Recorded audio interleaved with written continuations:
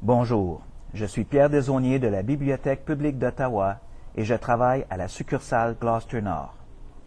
J'aimerais aujourd'hui vous inviter à lire une bande dessinée en français intitulée La guerre éternelle par Joe Haldeman. La guerre éternelle est tirée d'un roman en anglais intitulé The Forever War et a été écrit dans les années 70 par Haldeman en réaction à son expérience de la guerre au Vietnam en 1968. Cinématographiquement illustré par Mark Marveno et précédé de notes biographiques, cet ouvrage rejoint un courant littéraire antimilitariste où on retrouve aussi Tout est tranquille sur le fond ouest de Remarque ou Abattoir 5 de Vonnegut.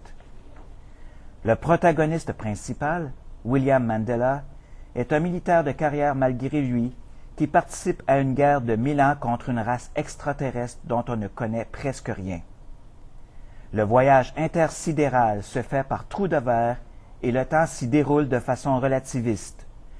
Lorsqu'on voyage près de la vitesse de la lumière, le temps pour les voyageurs s'écoule en semaines ou en mois, mais pour le reste du monde, il s'écoule par décades et par siècles. Entre chaque campagne qui peut mener les combattants à l'autre bout de la galaxie, le protagoniste revient à un monde qui a changé sur plusieurs générations et où il ne se reconnaît plus. Le roman fait grand cas d'ailleurs de la séparation que ces voyages causent entre humains au niveau de la famille et des êtres chers. C'est un ouvrage qui, dans l'ensemble, est très riche en thèmes. Bon développement des personnages sur une trame sociale complexe qui rappelle beaucoup le meilleur des mondes d'Aldous Huxley.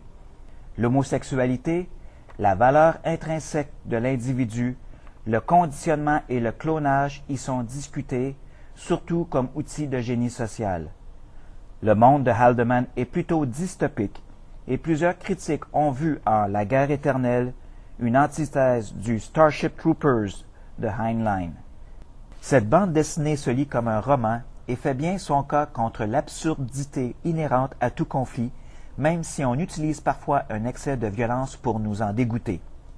C'est un ouvrage à lire pour tous les passionnés de la science-fiction militaire.